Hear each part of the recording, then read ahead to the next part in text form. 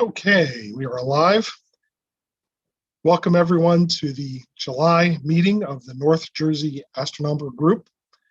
If you are new to our organization, you can find out more about the club and its activities online. Our website is njastro.org. We're also on Facebook, YouTube, and Twitter as well, and so you can follow along with our activities and information.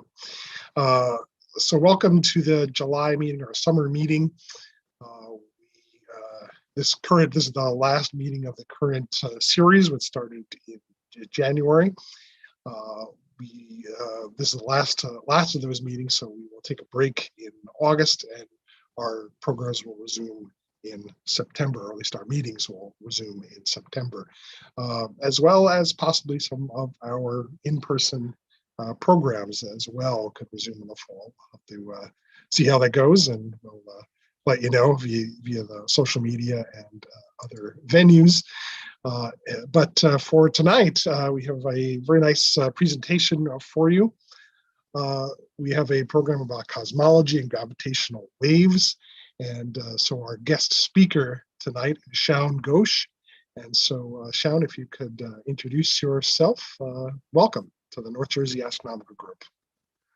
Thanks, Kevin. So yes, it's really nice to be here to present this kind of new advancements that has happened in this field of cosmology using gravitational waves.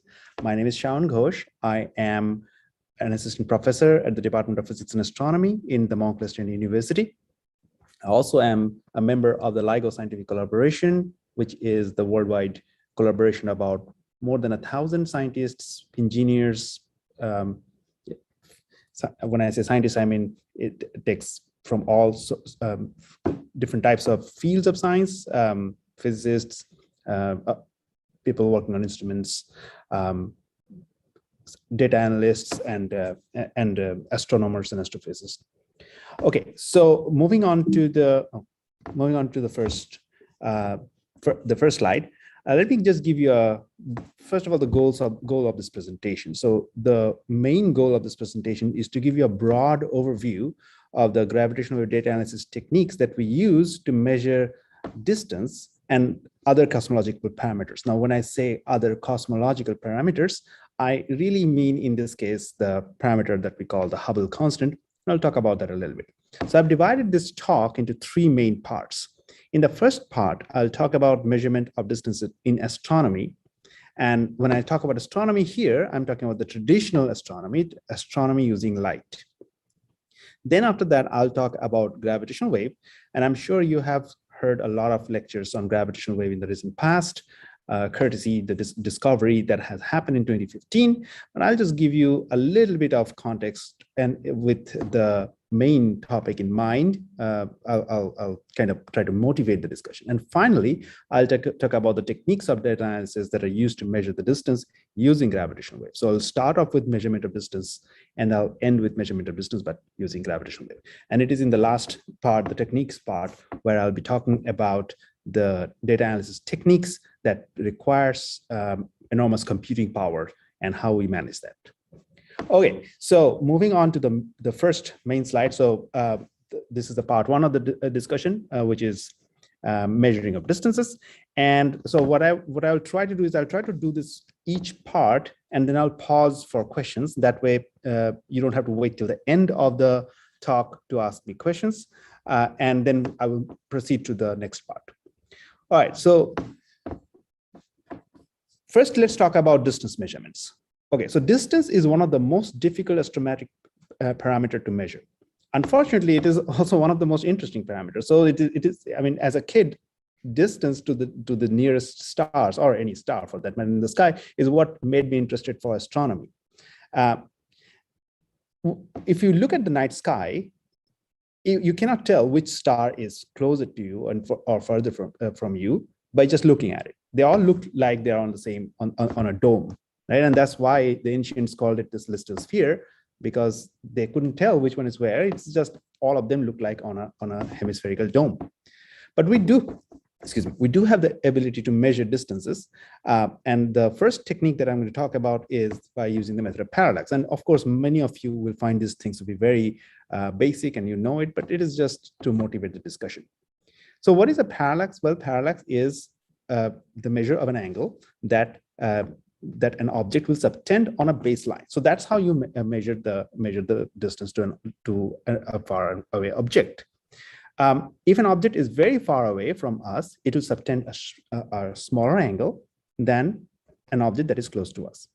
Now, the measurement that the baseline measurement that we use is the distance, the Earth's the orbital radius or the orbital diameter of the Earth's orbit. Now, if an object subtends an angle of 1 arcsecond on this baseline of 1 astronomical unit, which is the radius of the Earth's orbit, that distance is called 1 parsec. Now, of course, you realize that this is a very tiny angle. It's 1 arcsecond. It's 1/3600 degrees. And no star happens to be closer than 1 parsec. So it automatically limits us in finding out the distance to the stars. Only the closest stars can be measured by this method. So what happens if the distances are too far? Well, parallax measurements will soon become very difficult to conduct. Luckily, what we can do at that point is that there are some stars, which we call variable stars, which we can use. So there is a class of variable stars called the Cepheid variable stars. These variable stars, the Cepheid variable stars, has an interesting property. Their variation of their luminosity, which is why we call them variable stars, has a very direct correlation with their luminosity itself. So if we can calibrate this variation, this periodicity with the luminosity, then we can use that calibration, that calibrated result to find out distances to other objects. So this was possible because some Cepheid variable stars were observed for which we have results of parallax measurement. If you know the distance to these objects to begin with, and then you can study the variation in the period of their luminosity, then from there you can get the resulting relationship between the luminosity of the object and the period. And because we can measure the brightness of the star, which is just what you observe from Earth, and luminosity, I made a typo here. This should be luminosity over distance square. Luminosity over distance square is the brightness. If you know luminosity and brightness, you can get the distance from there. What makes these stars, or the Cepheid variable stars, very useful and interesting is that these are very bright stars. So these are blue giant stars. And because of their brightness, they can be seen from very far away. If they were not bright, then you could only see them at close by distances. And then they're not very useful because you can measure their distances by parallax. So this is kind of a complementary way of measuring distances to further objects. And these are therefore called standard candles because their luminosity is precisely known.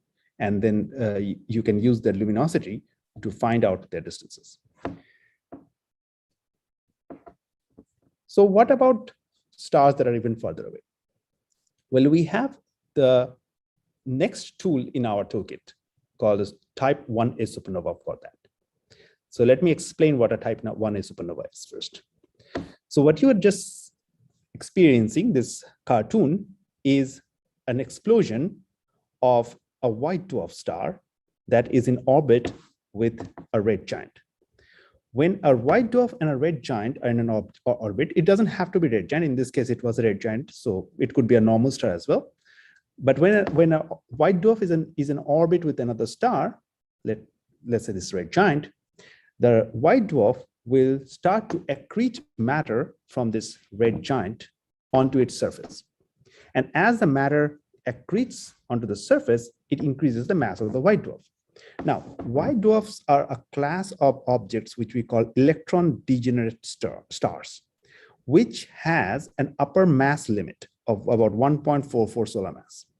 If the mass of the white dwarf goes above that, the white dwarf's electron degeneracy pressure can no longer sustain the gravitational force exerted by the star onto itself, and it will collapse.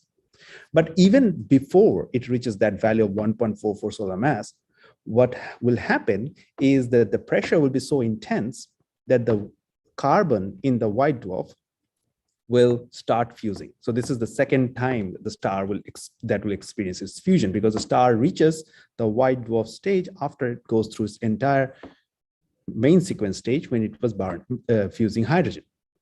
So now it starts to fuse again the carbon, but this happens in a very short amount of time. That almost entire stock of carbon in the star will undergo fusion almost instantaneously.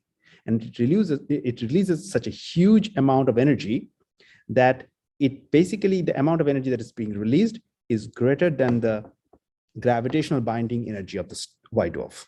So what it means is that this white dwarf will be completely torn apart. It will explode. The whole thing will explode. These explosions are called type 1a supernova. Why it is important in the context of the discussion here is because this 1.44 solar mass, because it happens right at that value, right below that value. So the amount of energy that is going to be released, which is related to the mass of the star, is very precisely known. And because of that, we know its luminosity is going to be very precise if we can find it. So all you have to do now is measure its luminosity, or have a method to measure its luminosity. And this was possible because Cepheid variable stars for which distances were known were found in galaxies in which supernova happened. And you can then use this technique of that I discussed earlier. Basically, brightness is equals to luminosity divided by the distances square. Brightness is something you can always measure, and the luminosity function can be found from the known distance. But once the luminosity is known for one supernova, you know the luminosity for all supernova. And that's because, as I said, that all this supernova happens at this precise mass boundary. So now you can use that knowledge of the luminosity to find out distances of other supernova in galaxies that are so far away that Cepheid variable method cannot be used. So this allows us to go to millions of light years, or millions of parsecs, or even billions of parsecs by this method. I see a question. Should I take the questions now? How long is we had a question from Jeff. How long is a short period of time for the carbon fusion? Right, it happens within seconds timescale. So you can imagine, like a main sequence fusion happens for billions of years, right? Sun will be there for 10 billion years, and this happens within seconds. So it's a very, very short process. That's why it seems like an explosion, the whole thing. Good question. All right. Okay, so moving on to the next slide. Okay, so one of the things that happens when you start observing these farther and further galaxies is an effect, a phenomenon called redshift. So let me explain that quickly for those who might not remember that. We have heard of this property of waves called the Doppler effect. In a Doppler effect, when a source of light is approaching you, the observer, it appears to be blue shifted, meaning its frequency goes up as an observer from your point of view. And if it is going away from you, it appears to be red shifted. It means its frequency seems to go down. What was observed was that the galaxies in our universe are mostly red shifted, meaning they are going away from us. Now, it was observed in a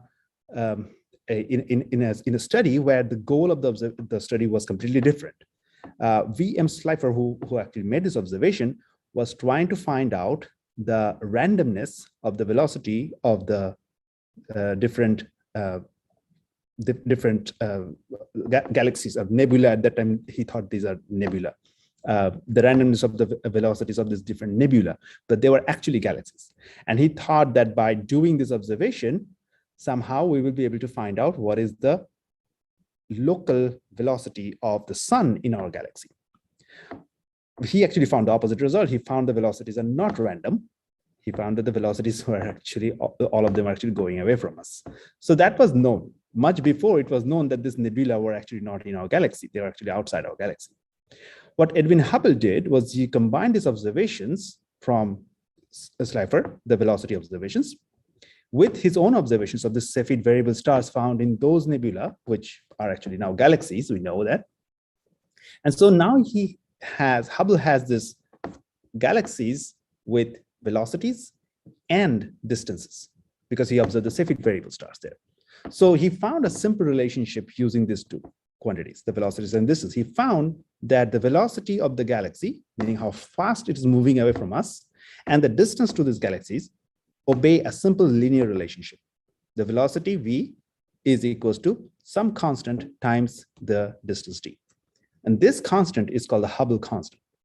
And its value is somewhere around 70 kilometers per second per megaparsec, which means every megaparsec you go away from us, you have to add a 70 kilometers per second velocity to that going away from us. So the galaxies are moving at a rate of 70 kilometers per second faster than us, from us, for every megaparsec you add. So Peter had a question in the chat. Are these light sources accelerating? So no, it doesn't have to. It can, but these light sources just, so you're talking about this animation, the cartoon, right? So yeah, this light source is simply moving with a velocity. It doesn't have to accelerate. If you have an acceleration, you will still also see the same effect. But in this case, it does. It's just a velocity. All right, thanks.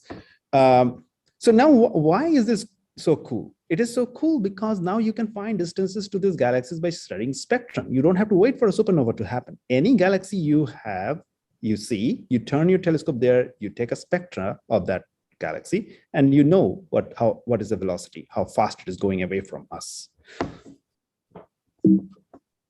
Okay, so that brings me to the end of this first part of this talk. What I have presented to you is this thing called a cosmic distance ladder. Cosmic distance ladder is this successive use of different techniques to measure distances to astrophysical objects. Each technique relies upon the result from the previous techniques to calibrate itself. So for example, the method of parallax helped us to calibrate the distance measurement technique of Cepheid variable. The method of Cepheid variable helped us to calibrate the distance measurement techniques of supernova, and also the Hubble constant. And the method of supernova helped in measurement, in calibrating the distance measurement techniques of the Hubble constant. There are other techniques also mentioned here, spectroscopic parallax and Tully-Fisher. I can talk about those things if you have questions, but this is the basic idea. So I didn't want to increase the number of slides. That's why I didn't put all of them here. So, okay, I'll stop. I'll pause here. And if there is any question before I move on to the next part of the talk.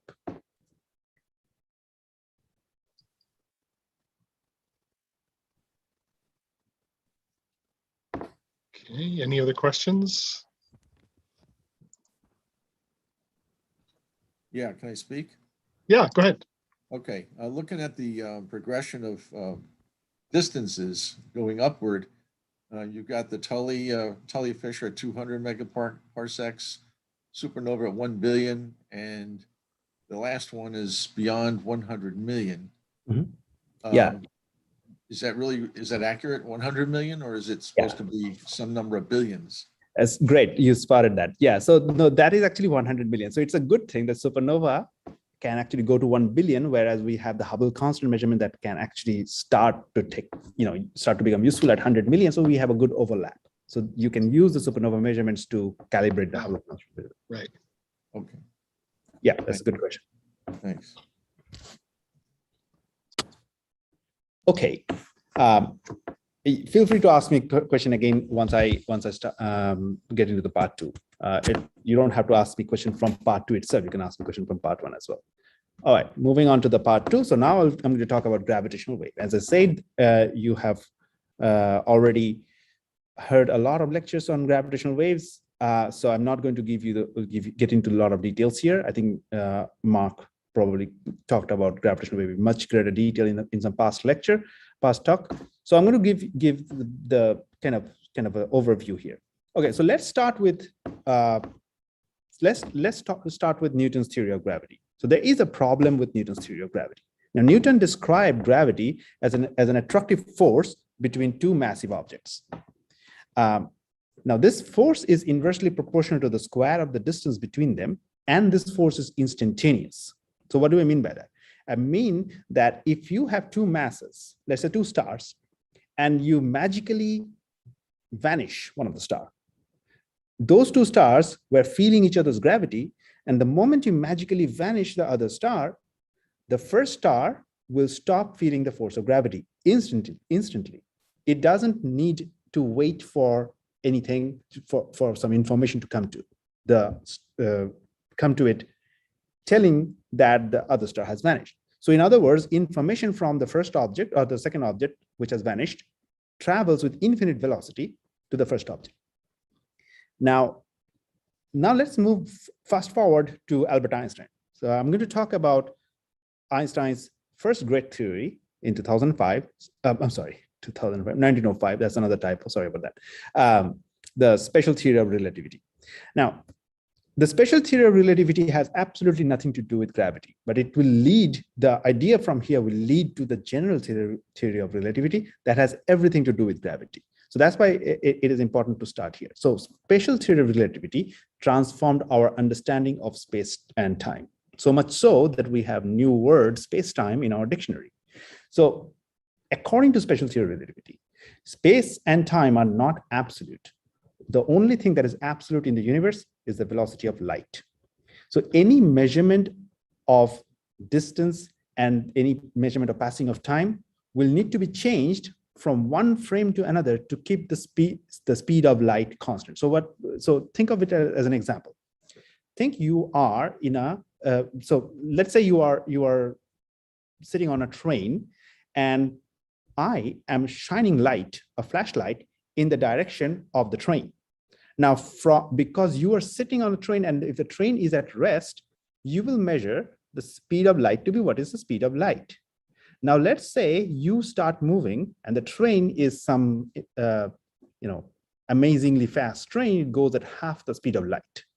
It is going at half the speed of light, and I am still shining the light towards the direction of the train. So your normal common sense will tell you that because I am shining the light from my flashlight, I will shine the light, and I'm basically shooting the light at a speed of 3×10⁸ meters per second. But because you are going at 1.5×10⁸ meters per second in the direction of the light, you will see the light speed to be reduced to 1.5 meters per second, 1.5×10⁸ meters per second, because that's what the relative velocity calculation tells you. But because special theory of relativity says that speed of light is a universal constant, it has to be constant in all frames of references, meaning it has to be same, the 3×10⁸ meters per second for me as it is for you. So you should also see 3×10⁸ meters per second. But how is that possible? Well, what happens from your point of view would be the distance and the time measurement should change so that ultimately the speed of light stays the same. So that is the reason why we have these things called length contraction and time dilation, that all this happens, length and measurements of time will have to be changed just to keep the speed of light constant. And that is at the crux of special relativity. But this is one of the main postulates of relativity. And the other postulate of relativity says that the physical constant or physical reality doesn't change from one frame of reference to another. And these two in combination means that it is impossible for anything to go faster than the speed of light. How do we reach to that conclusion? Let's go back to the same example, train example, but now let's assume that faster than speed of light is possible. Let's say you are traveling on a train that is moving twice the speed of light, which we'll try to show that it is impossible. Now I am shining the light from ground. It is going at the speed of light, 3×10⁸, but now you're moving faster than the speed of light. But according to you, if the speed of light has to remain the same, it has to still move at 3×10⁸ meters per second with respect to you. But according to me, because you are moving twice the speed of light, the beam of light that I am releasing from my flashlight will never be able to reach you. You're going to go faster away. So we have violated this physical reality. There's a contradiction. The contradiction is from my point of view, the beam of light or the photons, the stream of photons are moving away from me in the direction I'm going. And from the ground observer's point of view, the beam of light is staying back and the person in the train is moving away. Both cannot be true at the same time. So there is some fallacy in the argument. And the fallacy in the argument is that the speed of light that the train can move at greater than speed of light. So it is these two arguments tells you that the only way to have a consistent universe where things move, where causality is, or this physical reality is preserved, and at the same time, you also preserve the velocity of light to be constant in all frames of reference, we must have a maximum speed, which is the speed of light. Now, this is in direct contradiction to Newton's theory. Newton's theory says that information travels at infinite velocity, but then nothing can move at a speed greater than the speed of light. So these two leads to the whole problem of Newton's gravity. This is what Einstein wanted to fix, and it took him 10 years to develop the general theory of relativity. And in general relativity, he completely changed the idea of what gravity is. Gravity is no longer thought of as a force, rather it is thought of as something that is a result of curvature of spacetime. So matter curves spacetime around it, and objects that are influenced by gravity in Newtonian sense, in this Einstein's picture, these objects are just moving in the shortest possible path in that curvature. And it turns out that the closed shortest possible curves in that paths in those curvature are these orbits that we see. And how much space will be curved depends on the density of the object. So for example, the sun will be curving the space in a much light fashion compared to a black hole, which is a much denser object, which will severely curve the space-time around it.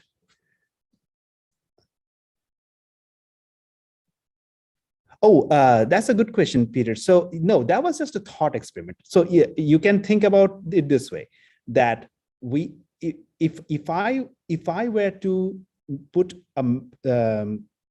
matter, first of all, so there are people who can actually argue against that matter cannot magically disappear. Of course, magically will not be the right question, but there are some theory on string theory which talks about extra dimensions, and gravitational wave, which I'll talk about later, can leak through extra dimension and can take away matter, basically energy, which is equivalent to matter by E equals to mc squared. So you can lose matter through extra dimensions. But regardless of that, that was just a thought experiment to exaggerate an example so that I can make the point.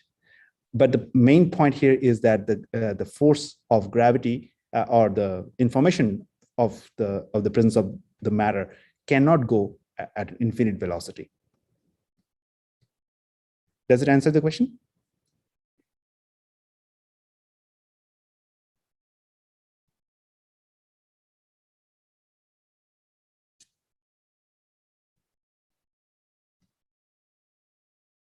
Okay, we can talk about it after the talk as well. All right, so moving on to the next slide.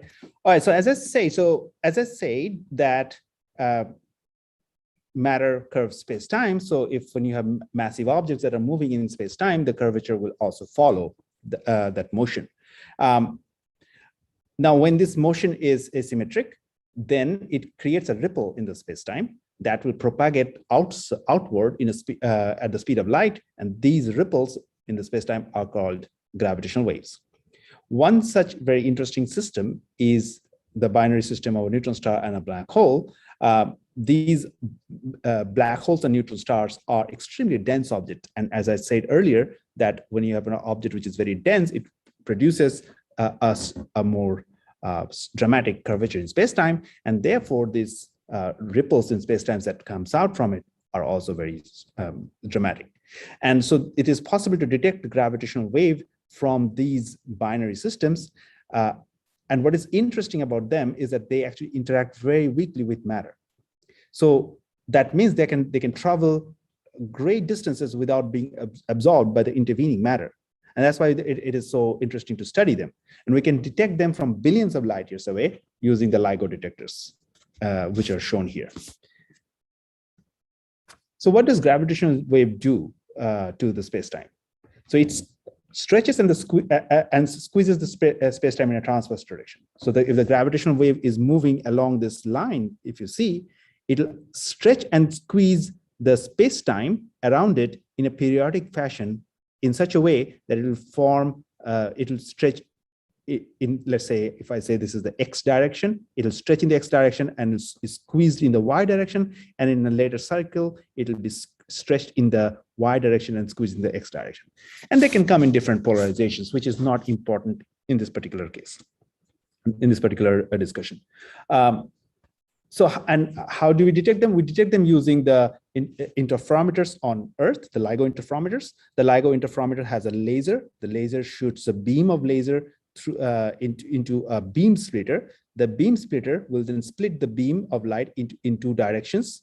These two directions, these are the two arms of the interferometer, which have mirrors in them, and the mirrors will reflect back those beams. And these two beams that are reflected back from there are interfered at this location of the beam splitter again. And then it is output onto this screen, which is actually a photodiode. Now, these arms of these interferometers are precisely fixed at a value such that you have no light coming out of this output. This is called a destructive interference. But if the gravitational wave passes through this interferometer, because it is going to stretch and squeeze the arms, the distances in, or displacements rather, in perpendicular directions, it will mean it is going to stretch and squeeze these arm lengths. That will disturb its zero output configuration, and you start to see light leaking out into this detector. And that's what you record. We record this light that leaks out because of this presence, this passing of gravitational wave. So what are we essentially measuring? We are essentially measuring the strain of the detector, which is the change in length of arm divided by the original length of arm.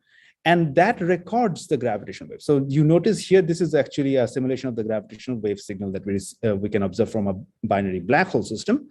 And you notice that this y-axis is the strain, and the strain value is very tiny. It's 10 to the power negative 21, which is smaller than the diameter of a nucleus. So it's a very tiny measurement that we have to do. The problem is gravitational wave signal is not all that we have. We have a lot of noise in the detectors. When I say a lot of noise, I have to be very careful. It's actually a very, very quiet detector. But despite its extreme sensitivity, it is still going to be noisy enough to ruin our signal. So there is a signal here that you cannot see, most probably. The whole idea is to find a way to somehow get that signal. So I have now painted the signal that was buried inside. Now you can see the signal, but the science that we want to conduct depends on our ability to filter the signal from this noise. Okay, so how do you do that? Now, if we know the exact signal that is there in the data, we can then filter the data with this known signal. So this is called this knowledge of the exact signal that is in the data. We call this signal the template, the knowledge of the signal as the idea of having the knowledge of the template, and we can create these templates. So to give you an analogy, let me just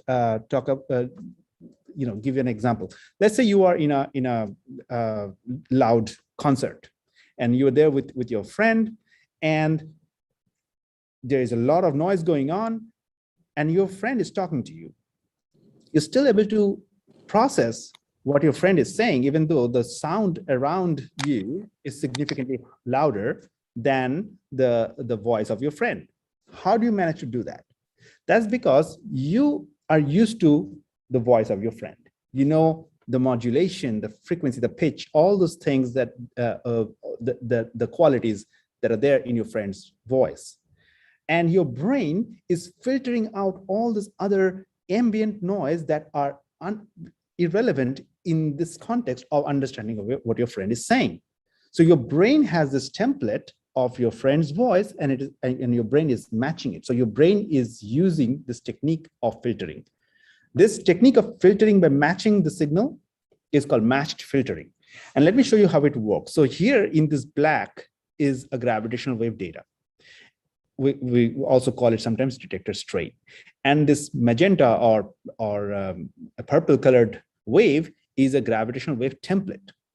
So that is basically saying that, let's say we know somehow the signal that is embedded inside the data. Now I will talk about that in a little later. But now what we're going to do is we're going to basically search for this presence of this magenta signal inside our template, inside this data. So we're going to slide this data, the black data, on top of the signal, and we're going to cross-correlate the data with that, with the template. And the output of this cross-correlation is going to be recorded here in the top panel.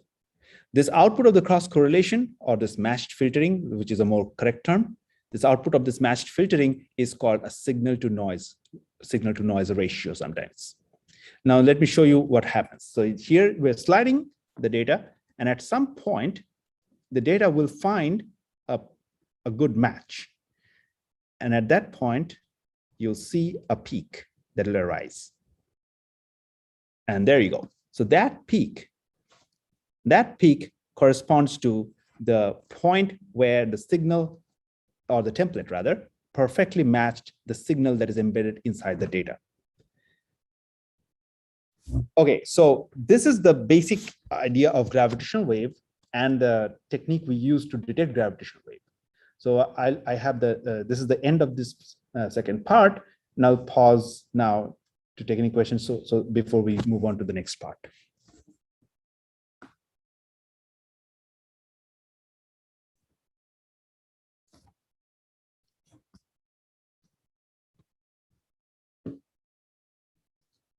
Is the signal usually the same? So the signal, okay, so you're talking about, do we always see the same type of signal? So if that's the question, no, we don't. We have different types of signals. So this signal, and this is something I'll discuss actually in the next part again, this signal is characteristic of the source's parameters. So the masses and spins of the neutron stars in the binary, all these things determine what the signal will be like. John, I'm sorry, that was me who asked the question. I want to clarify what I meant. I should have written, is the template, are there varying templates based on what is expected from the gravitational wave? In other words, are there more than one template that can be embedded within the signal? I'll mute myself and wait for your answer. So yeah, so in this case, I just introduced the concept, of course. We will not use one template. We will use, actually, as you said, we're going to vary the templates, and we're going to search over multiple templates. So let me actually move on to the next one, because that will actually answer the question directly. All right, so the part 3 is about the data analysis technique. All right, so I said that we're going to do this analysis of match filtering with the templates, right? But how are we going to construct these templates? So this is where Einstein's theory comes to rescue us. Einstein's theory tells us how to calculate these gravitational waveforms for a binary system. And here on this kind of card that you see on the right-hand side, I have given two equations of those two different polarizations you saw earlier of gravitational wave that depends on these parameters. So you have this stylish M that you have, which is actually called the chirp mass, which depends on the individual masses of the binary. If you have, let's say, 2 neutron stars that are orbiting, and it also depends on a whole host of other parameters. And in fact, this is not the full expression. This is actually a very kind of like the first order expression. That if I write a full expression, it will not fit on the slide. But it's also not important to write such a huge expression, because the main point I'm trying to get across here is that the sources, the astrophysical parameter of the sources, the masses, the spins, all these things, these determines the strain that we observe in the detector. So there are actually 17 astrophysical parameters. In our case, the masses and spins are important. And to answer Kevin's questions earlier, we construct millions of templates. Using all these masses and the spins that you have that are possible for a given system, and we then conduct on a massively distributed fashion this matched filtering on the data streams. So the data streams from the pipelines into these computing clusters that are, or rather, I wouldn't say computing clusters because it's actually data centers which has multiple computing clusters. These are streamed into these data centers across the country, in fact, across the world to be precise, because it also goes to Europe. And in each of these clusters, we have codes that will construct these banks of templates. And these banks of templates are basically designed using these various astrophysical parameters, and care has been taken to make sure that these banks of templates that are generated in individual clusters are complementary. They don't construct the same banks. And they all do this matched filtering analysis, and they produce this SNR trigger that you saw, those peaks, and those results are sent back to the clusters where we do post-processing.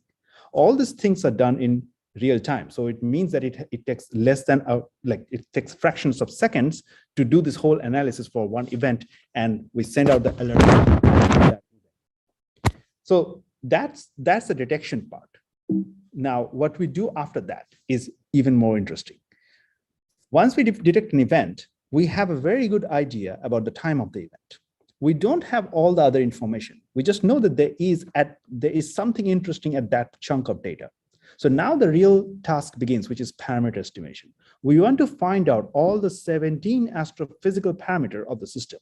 Most importantly, the distance in this case, because we were interested about the distance measurement, as we talked about in the first part of the talk. So the technique that we use for this purpose is called the Bayesian Markov Chain Monte Carlo. And it would not be possible to discuss the whole technique of Markov Chain Monte Carlo. It's also kind of technical. It's not mind-bogglingly interesting unless you are interested in Markov chains. But central to this idea of Markov Chain Monte Carlo is this likelihood function. And the likelihood function, which is written as L here, is an exponential of the SNR that I showed earlier, this peak that happens when you match filter and the template over the data. You take the square of the SNR and divide by 2. So it's an exponential of the square of the SNR divided by 2. That's the likelihood function. So you understand the likelihood function will also peak when the SNR is peaking. So the next slide is kind of dense, and I went back and forth whether to present that slide or not, but I thought about presenting it because it's kind of the meat of the method. So this slide is Markov chain in one slide, and I'll try to see if I can actually do justice to that. All right, so let's look at this diagram here, and what I'm trying to show here is a two-dimensional analog of the 17-dimensional analysis. So of course I cannot draw 17 dimensions. I'm just drawing 2 dimensions. So you see this dot here. This dot is a randomly selected point in the 17-dimensional parameter space. So at that point, so this point corresponds to 17 points. It's 17 numbers, right? 17. It's a 17-dimensional parameter space. You compute this likelihood, which is the e to the power SNR squared divided by rho for that parameter's template. Okay. You compute the likelihood at that point. Now, this is your ground zero. Now, what you do in the Markov chain is you propose a second point. It's going to be also randomly selected from this 17-dimensional space. Let's call this point 2. And you compute the likelihood at that point. We call that L2. Now, what you're going to do is you're going to take a ratio of L2 over L1. Once you take the ratio of L2 over L1, you then compare that number with a randomly selected number between 0 and 1. So what's going to happen? Let's imagine if L2, this point here, has a greater likelihood than L1, then L2 over L1 is greater than 1. Now, if you choose a number randomly between 0 and 1, it's going to be by definition between 0 and 1. So if now you're saying that this L2 over L1 is greater than 1, and you're comparing that number with a number which is by definition going to be 0 to 1, and the condition is that if L2 over L1 is greater than that randomly generated number between 0 and 1, you accept that proposal. You jump from this point to that point and becomes your current point, okay? So now, that means when you have a point that has a higher likelihood, you will always go to that point. But when you have a point which has a lower likelihood, you don't automatically dismiss that. Because if you automatically dismiss that, then you will never go to a lower point. You will always keep on going up, up, up till the peak in the best scenario. And in the worst case scenario, you will go up till you reach a local maxima and get stuck there. But that's not what you want. You want to sample the entire 17-dimensional parameter space to not only find the peak of the peak in the parameter space in terms of likelihood, you also want to sample the region around the peak, so you can also say something about the uncertainty in your measurement of the parameters. So this is the reason why you have this random number generation between 0 to 1. You accept the jump even if it has a lower likelihood, as long as this random number generator produces a number that is smaller than the ratio over L2 over L1. So you are less likely to accept a jump which is severely lower than the first point. Okay, so that's what is shown here. So here L1 is the starting point. You jump to L2 because L2 was higher.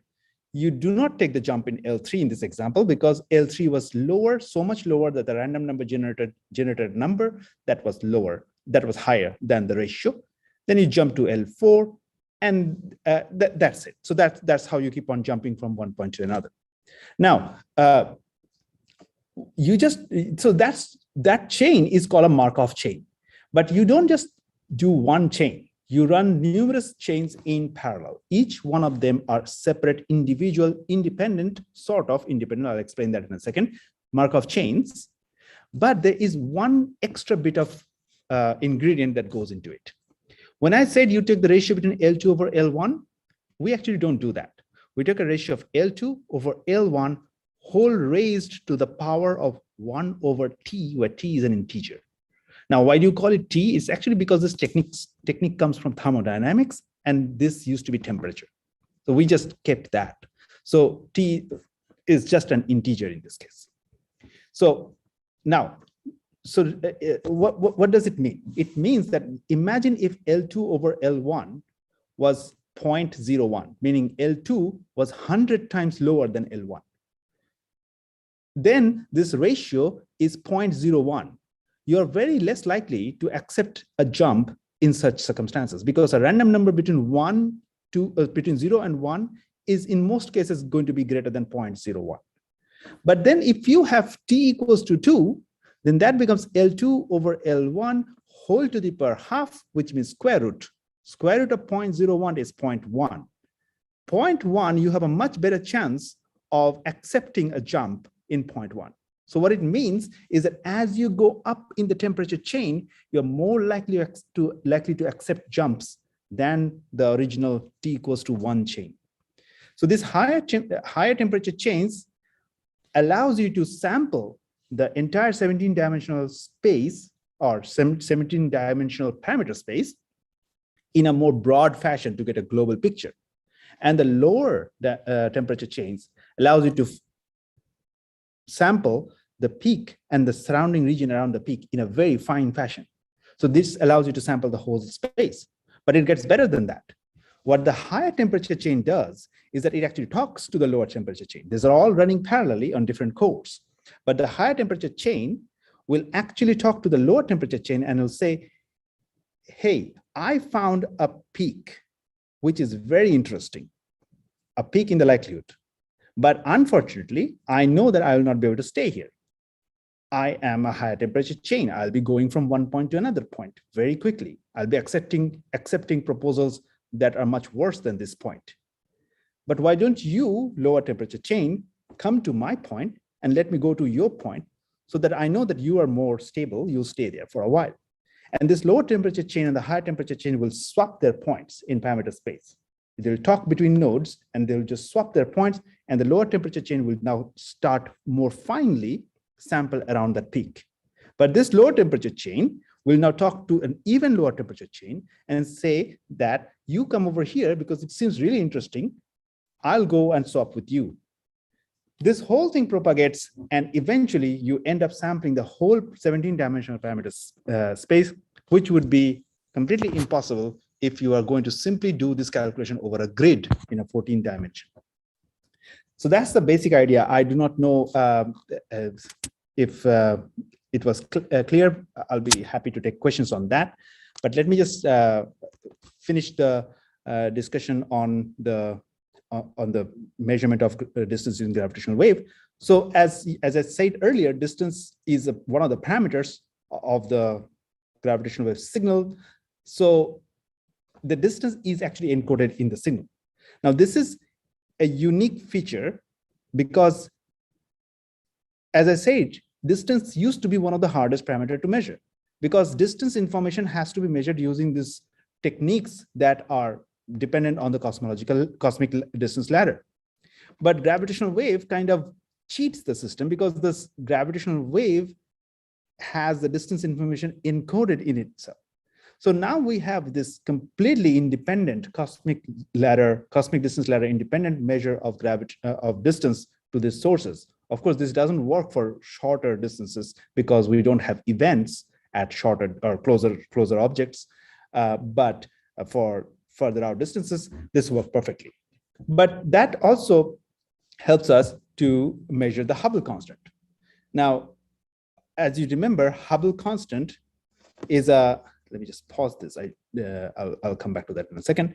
Hubble constant is just a ratio between the velocity or the receding velocity of the object and the distance to the object. That's what Hubble's law is. So if you can measure the distance to the source and its redshift, then that's it. You know the distance to the source and you know the redshift, which basically tells you the velocity. Then you have the Hubble's constant from there. So we got our first opportunity in 2017 when LIGO detected gravitational wave from a binary neutron star. And it was able to find its electromagnetic counterpart, which is the kilonova that happened right after that, in a galaxy.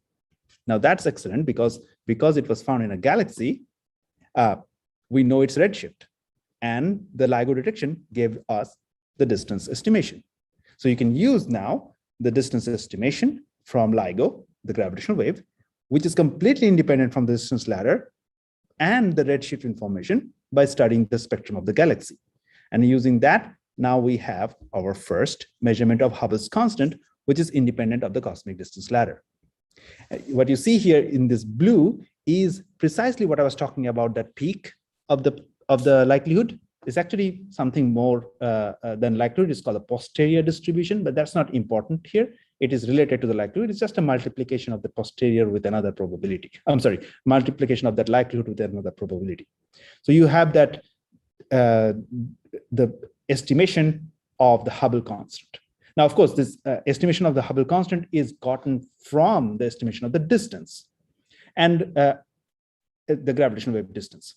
And also you have this electromagnetic or measurement using light of the same Hubble constant. These are two different methods of measuring the Hubble constant. One is using cosmic microwave background radiation and the other using supernova. And you notice that there is a tension between the two. Their values don't actually match. Not only their values don't match, they are so far off from each other that the uncertainties don't even overlap. And interestingly, the gravitational wave measurement kind of peaks right in between them. So, but this is a this is still very wide, so we cannot actually resolve this tension, which one is correct or if both are incorrect. But with more observations, it will be possible. This is kind of state of the art. So with more observations like this, we should be able to get a good amount of information about these systems, about the Hubble constant. Okay, so that's the end of the talk. I'll be happy to take any question.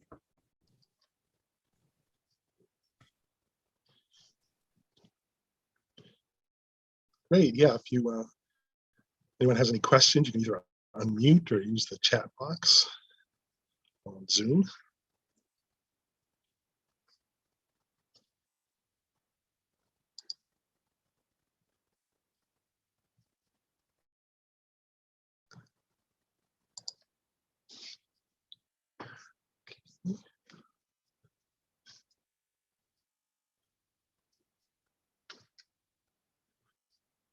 Okay. So I can try to answer the, oh, sorry, go ahead, please. Sorry. So how close to the Big Bang can we get a distance measurement for some of the maybe the first stars that may have come into existence? Yeah, that's an excellent question. So if we do not consider some of the more, some of those ideas of primordial black holes that were created by the Big Bang itself. If you think about black holes that are created by this process of stellar evolution, a star goes through its entire cycle of life and then forms black hole. Then we don't actually have the ability to reach all the way to the vicinity of Big Bang using this method, because you need the black holes to form in the first place. So you need this, first of all, stars, the first stars to form, and then those stars to go through its entire life cycle and form black holes. So you can't go that far back.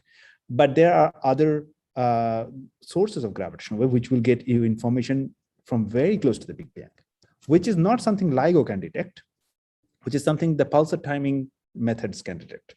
So these sources, these events are, if inflation happened, if the universe was created by the Big Bang and then there was a period of inflation, it is possible that the inflation can have that at that time there was a huge amount of gravitational wave that was emitted, which can exist in the universe right now as a background, gravitational wave background.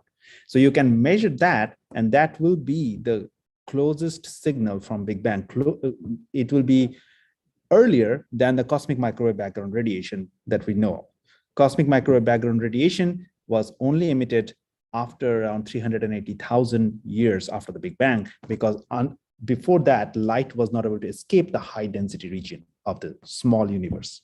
So light was only able to escape after universe became, the density of the universe got lower than a threshold or critical value that photons are able to escape.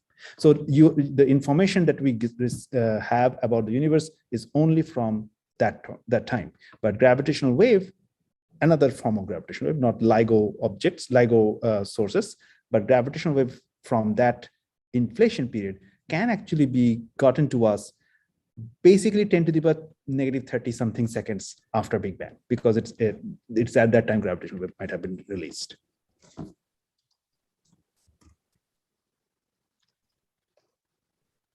Okay. What is the range of masses that you've detected?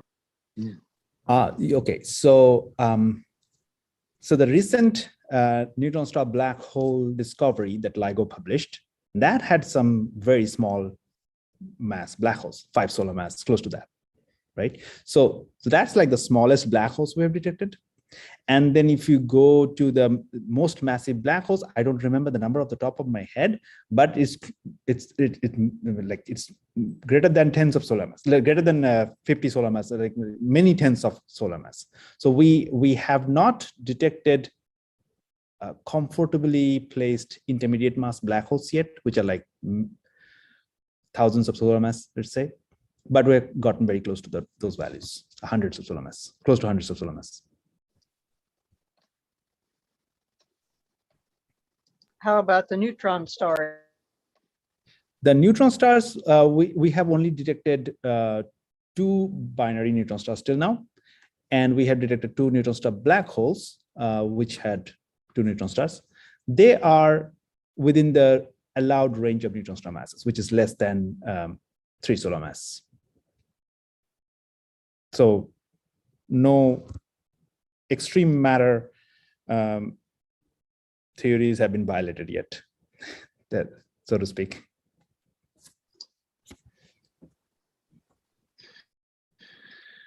Okay, any other questions?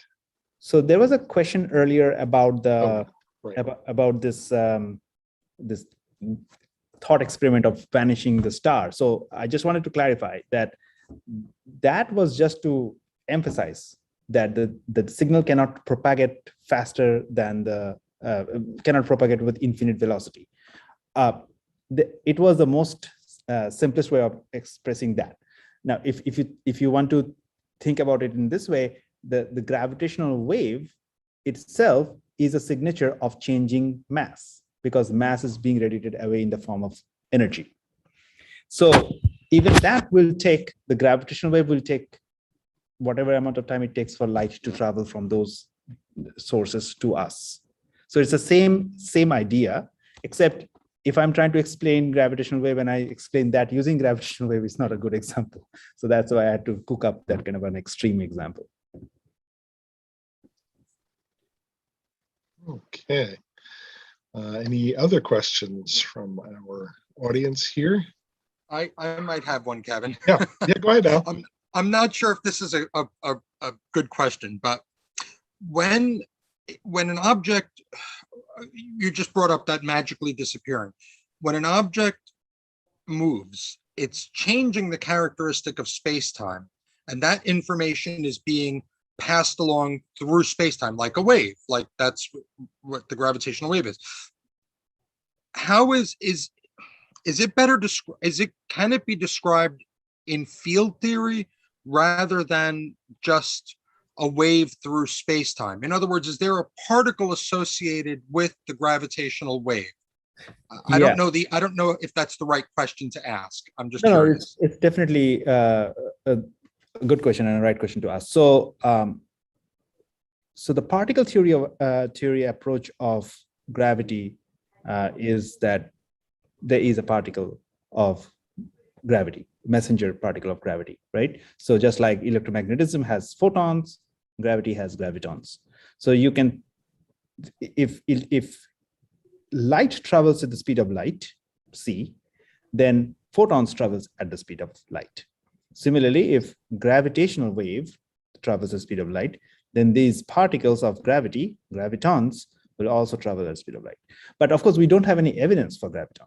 We have never detected graviton particle, right? So, but the mathematics behind that, there's nothing wrong with it. You can always think in terms of gravitons that are traveling at speed of light. And in fact, we do that. We actually constrain the mass of graviton. That kind of takes us towards the field theory side of things. So according to the quantum theoretical approach, all the 4 forces has their messenger particles. The particles interact with each other, or rather, not the particles. The objects that are exhibiting the forces interact with each other using those messenger particles, and that's how they feel each other. So, for example, when 2 charges in electromagnetism feels force between themselves, Coulombic repulsion or attraction, they do so because of interactions through photons being exchanged between each other. Now, if electromagnetic force was like the nuclear forces, the weak nuclear force or the strong nuclear force, then electromagnetic force would have been a short-range force, which is not. Electromagnetic force is actually a long-range force. It goes all the way to infinity. But if it was a short-range force, it would have had implication on the photon. Namely, the photon would have a mass. Any force that is long-range must have a particle, in this exchange particle, with 0 mass. If there is a mass, it cannot be long-range, and that's the reason why the weak and the strong nuclear force are confined within the nucleus, because their exchange particle has a mass. Now, if we know gravity is also long range force, so graviton should have zero mass. But if graviton has zero mass, then only gravitational wave has velocity of light, speed of light. But if we can find the speed of gravitational wave, then from there, and if you find that the speed of gravitational wave is not speed of light, from there we can use that difference or discrepancy to constrain the mass of the graviton. And that is an active area of research, to find what is the mass of graviton. So that's the only thing I can say. It very quickly will go out of my area of expertise if I keep talking about that. Thank you so much. So that's great. I sometimes think of things as part of a whole. And if there's a field theory for everything else, why wouldn't there be one for gravitational waves or gravity in general? So that's interesting. Thank you for talking about that. Absolutely. Great. Okay. So some great questions and answers. So thank you, Dr. Ghosh, for a great presentation. Very, very interesting. My pleasure. For the rest of our members here and visitors, stick around. We're going to have a night sky update here. Mark Zdarsky from our observation committee is going to talk about the summer sky, and so stick around for that. As I mentioned earlier, in the fall, hopefully we'll be resuming some of our in-person, or late summer and fall, we'll be doing our in-person programs. So keep an eye on our website and social media for that information. So just yes. so I can leave now, right? Yes, you're welcome to stay, but I'm sure you got other things to do. So okay, thanks for being here, and take care. It was a pleasure. Don't forget to Thank visit you, one of our Dr. public nights in the fall. Bye. Take it easy. Yeah, Mark, are you ready to share? Sure, whenever ready to go here. Let me have a look here. There we are. And, okay, let me see if I can make this larger. And, so, hi everyone. So since we're not meeting in August, we're going to cover both July and August, but for the most part, the deep sky objects will be, the same, save for a couple of items. So if you look at our star chart, we got arrows and circles and all manner of things to help you find your way around here. So all of your spring constellations are now setting low in the western sky just after sunset. So Virgo and Leo, they're heading for the horizon at this point. All of your summer constellations at this point are mostly either in the low in the southern sky or directly overhead in the zenith right now. So I mean, now's a good time to look at the Scorpius, Sagittarius. Ophiuchus is a little higher up, just above Scorpius. Closer to the zenith, but maybe a little bit to the west, is Boötes, and then Hercules is pretty much almost straight up this time of the year. And a little bit to the east, you'll start to see our summer triangle, Vega, Deneb, and Altair. But with them, the constellations Lyra, the Harp, Cygnus, the Swan, and Aquila, the Eagle. Vega is the brightest star in Lyra. But if you go out, around mid-month, hopefully whenever the sky clears up again, I can't remember when we saw the night sky at this point. We'll go out around midnight. Vega will be directly overhead this time of year, essentially.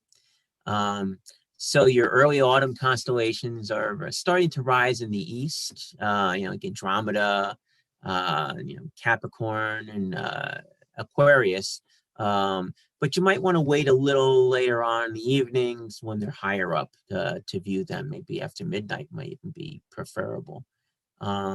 If you're near a dark sky site, the Milky Way's core, we're facing the direction of the center of the Milky Way at this point. So you look towards the south and low, you'll be looking at the galactic center, and the Milky Way's spiral arms will be going overhead, particularly, again, midnight, 1 in the morning, they'll be directly overhead at this time of year. So I included the August star chart, but if you've looked, the stars have just slightly shifted over. So the Milky Way's core may be just a little bit west of south, not west-southwest, but just about.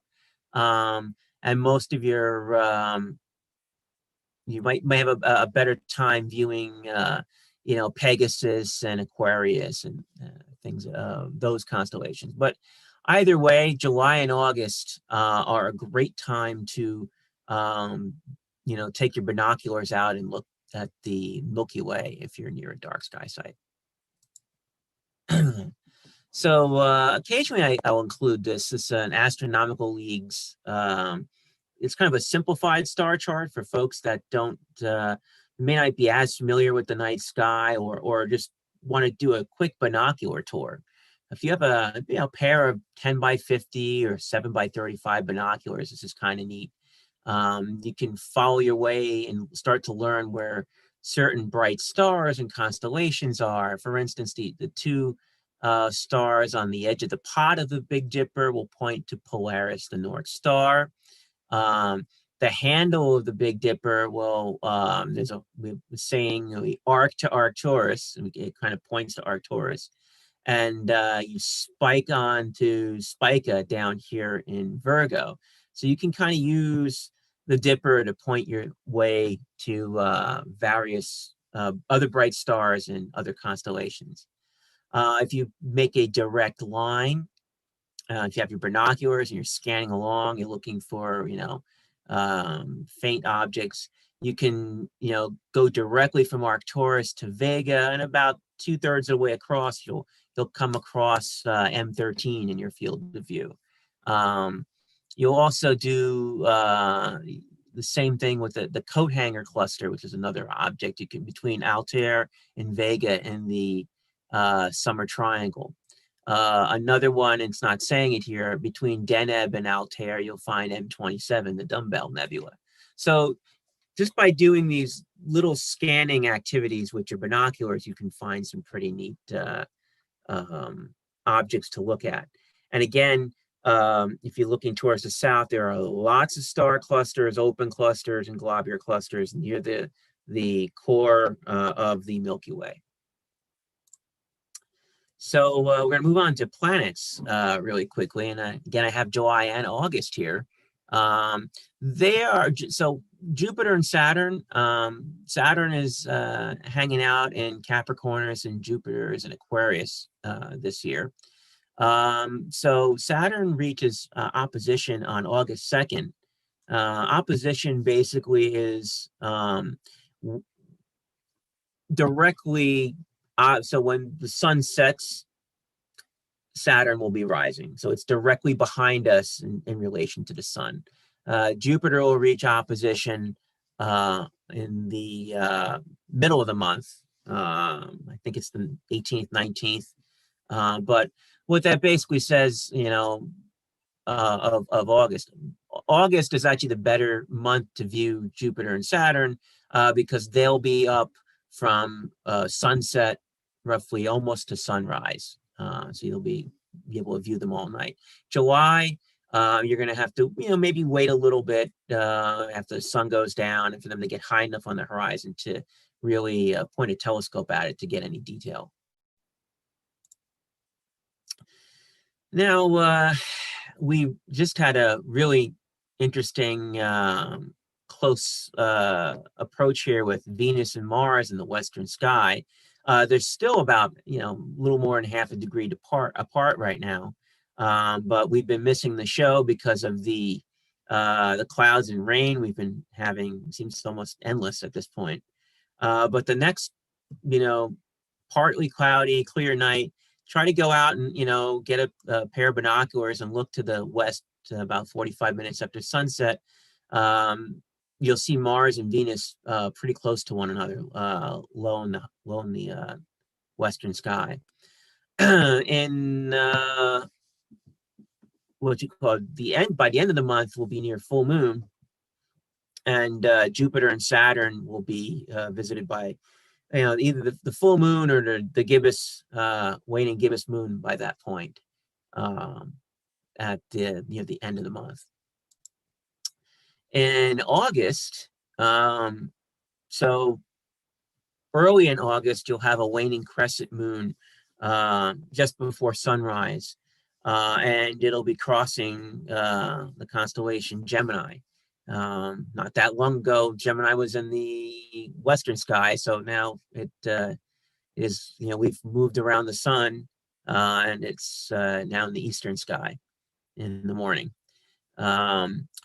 So August 9th to 11th, you'll have the moon visiting Venus, and very low Mars will be in the west. You probably won't be able to see it without binoculars at that point, but you can see Venus and Mars have moved much further apart. And after August, Mars will be in the morning sky, and really won't be viewable for a few months. So by mid-August, you'll have the gibbous moon in Scorpius, and a full moon with Jupiter and Saturn. And it's, again, important to note that Jupiter and Saturn are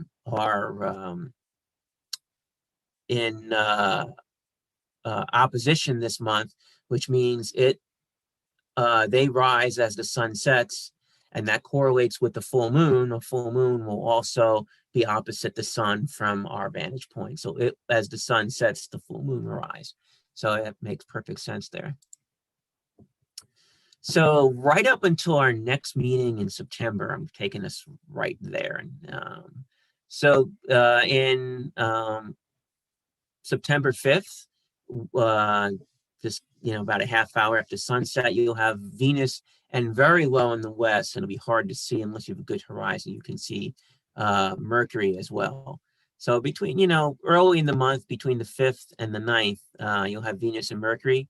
But the 8th and the 9th, they'll be visited by the waxing crescent moon. And so these are your moon phases for July and August.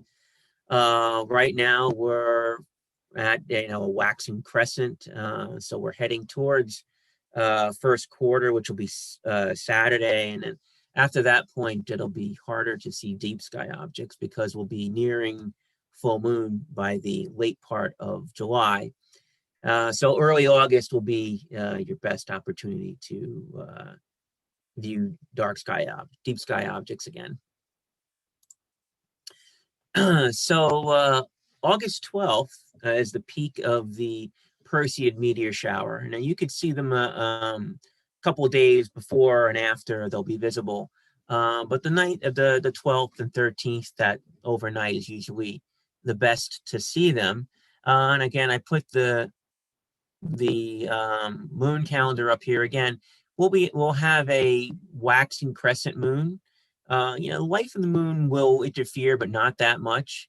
They'll set just in time for the meteors to pick up, which usually be around midnight or a little before, or a little bit after.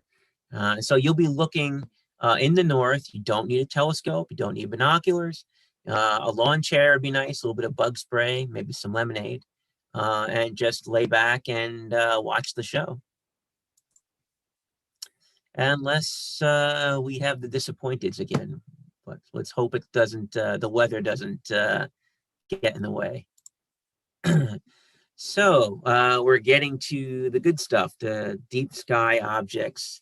This time of year, we have many objects to look at. And so you can see all the arrows are pointing to all the objects that we have on the list here. and I'll go through them quickly. I also have this on the groups.io, so you can stop and look at it and take your time. But so usually when we do observing, particularly, we start in the west because those constellations and objects will set first, and we end in the east. So if you want to start with, maybe globular clusters, M3 and Boötes, that, M53 and that area over here. In the northwest, you'll notice the Big Dipper is, in the springtime, the Dipper was, high in the and almost near zenith, but now it's dipping down towards the west and northwest part of the sky. So you'll want to view M81, 82 as soon as you possibly can, because it'll probably be skimming the tree line, depending where you live, as well as galaxies M51 and 101 in the handle of the Big Dipper, the Whirlpool galaxy. It's a good time to view it early on before it dips below. Near the zenith, you'll have globular clusters, M13, the Great Globular Cluster in Hercules, 92, which is it's a similar looking cluster, unless you get some magnification on it. You can see the core is a little bit more dense than 13. It's an interesting one to look at. Messier 5 and Serpens is also going to be pretty high and pretty well placed at that point. There are a lot of globular clusters in Ophiuchus and M4 and Scorpius. If we start moving over to Lyra, it's again near the zenith there, you'll have the Ring Nebula, and not that far away, near the head of Cygnus to Swan, you'll have M27, the Dumbbell Nebula, and really one of my favorite supernova remnants, the Veil Nebula on the wing of Cygnus the Swan. Down further on down towards the galactic center, if you have a good low horizon, and perhaps if you're at Jenny Jump on a public night up there, it's dark enough to view, the Eagle Nebula, the Swan, which is also known as the Omega Nebula, the Lagoon Nebula, and the Trifid Nebula. The Lagoon in particular is often said to be the summertime version of the Orion Nebula, but it's probably one of the most impressive ones of the summer, and large ones of the summer. Again, it's an emission nebula. And over in the east, you start to see the autumn deep sky objects starting to come into view, like M15. And over in the northeast, particularly if you're up a little bit later, you'll have the Andromeda Galaxy finally coming around. And as soon as you know it, it'll be September. So M81, 82. So if you're looking at the Big Dipper handle here, so if you remember the map, the Dipper will start kind of making a nosedive towards the west. 81 and 82 are going to be kind of low at this point, so you want to get those first. And over on the handle up here, you'll find the Whirlpool Galaxy, and also M101 as well. And Messier 13, this is the Hercules cluster, and 92. Hercules is almost in right by the torso, kind of like the armpit of Hercules. If you consider this is the head and this is the feet. I know some folks have that reversed, and they think that works for them too. So, but for me, that's how I find M13, and M92 would be where his head would be. So I put this together with a star chart that may make things a little easier to find some of the nebulae that are high up at this point. This is the summer triangle. You see Vega, Deneb, and Altair. But within this summer triangle, you can find, or right around the summer triangle, you can find some of these famous deep sky objects. If you're at a dark sky site, the Veil Nebula, you get the western and eastern portions of it. It's so large, you have to look at them in pieces. So at this point, so if you go straight down from Deneb, you'll find the Veil Nebula. Right down at the bottom of Lyra the Harp, you'll find the ring. And Volupsula down here, it's kind of near the head of Cygnus. You'll find M27, the Dumbbell Nebula. And this is something Mary Lou and I put together a couple years ago, but it's pertinent now. To zero in on the ring, it's literally between these two stars at the bottom of Lyra the Harp. I know one of them is God, I can't remember the name of that one right now. It'll come back to me anyway. It's near these two stars at the bottom of Lyra the Harp, and you go right in the middle. You'll find M57, the Ring Nebula, and this is a star like about the same size as our sun that has gone through its life cycle, went through a red giant phase, and puffed out its outer layers. This one I remember the name now. It's Shellyak. If anyone remembers Star Trek: The Next Generation, where they have dealings with the Shellyak, that's the star. Also of note in Lyra, you have Epsilon Lyra at right across the top part of the harp. It's the famous double. So these are double stars, but actually they're actually four stars. So you have two stars orbiting one another, but within those two stars you have another. Each has its own companion. So if you have a night of steady seeing and you push your telescope up to high power, you can split these stars, and it's really interesting to see. Again, we have all the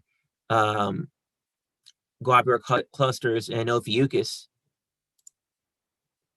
And once again, getting in closer to the galactic core, we have a lot of deep sky objects, and these are just some of the ones that we're mentioning here. The Eagle Nebula, Omega or the Swan, right underneath it, the Trifid, and again the Lagoon. So most of these are emission nebulae. These are where stars are being born. So they're in that sense, they're maybe similar to M42 in winter, the Orion Nebula. So these are star forming regions.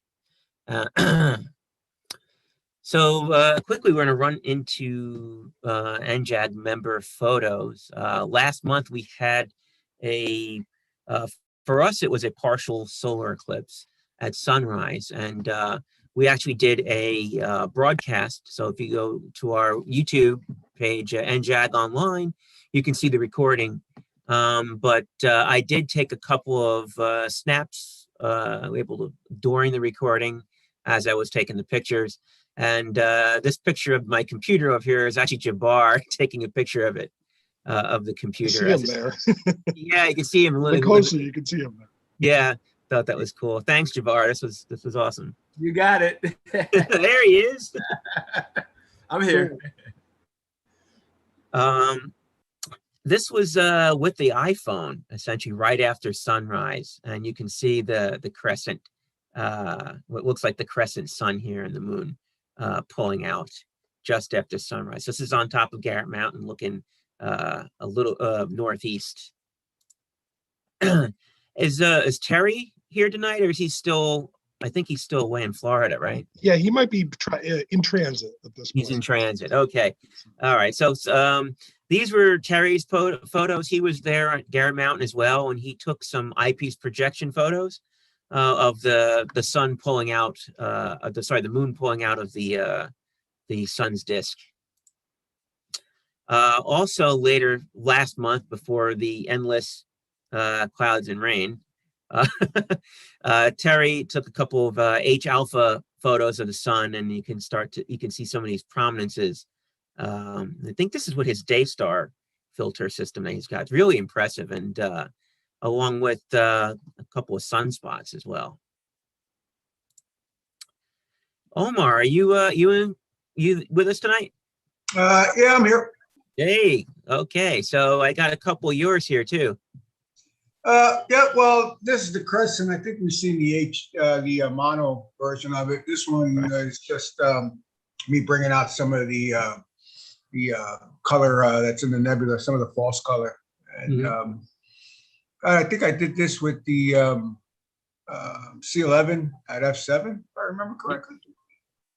You know what? Once you have too many scopes, you start losing track of what you're using. But you got that inner nebulosity that's really hard to get over here. So that's impressive. That's what I was kind of working on. There's actually a couple of different versions of this, and several different colors. So, but this is the one I sent to you.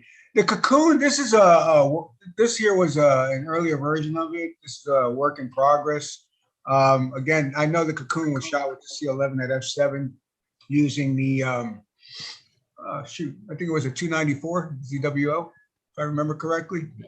But I've actually got another version of this that's more colorized. You see some more of the S2 that's in there. Excuse me, the S2 and 03.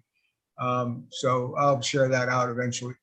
Well, save all those up too, because we can show them off in the September meeting when we do the member ventures.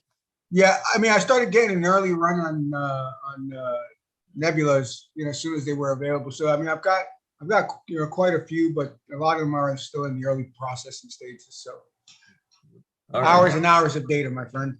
Yeah, looks good. Thanks. So I had a couple myself here. Again, this was just before the endless rain hit us. So this was an EAA session I had done late last month. This is with 14-inch Dobsonian, and this is basically unprocessed. I might have cropped it a tiny bit and over here, but this is the Eagle Nebula, and to the right it's zooming in, you're seeing the pillars of creation over here. So this is a classic star forming region. It's made famous by the Hubble telescope. Also grabbed a segment of the veil. This was a part of the Eastern Veil, if I remember correctly. Again, this is the same telescope. Again, the veil is so big, you can only, unless you have an extreme wide field telescope, like your ASCAR, you're not going to get the whole thing. Also got Globular Cluster M13, and this is the Swan Nebula. If you could see the head and the body and torso. Again, its also official name is the Omega Nebula. But again, this is down closer to the galactic center, and these two are very high up near the zenith. And then all of mine were taken with the an unusual setup. It was with a go-to Dobsonian telescope. Most folks don't even try using a Dobsonian, but it's actually working out pretty successfully. And I think that's it for the night sky, folks. Yep, I'm gonna stop my screen share here. I have another slide thing for the observer report, but we can look at that later.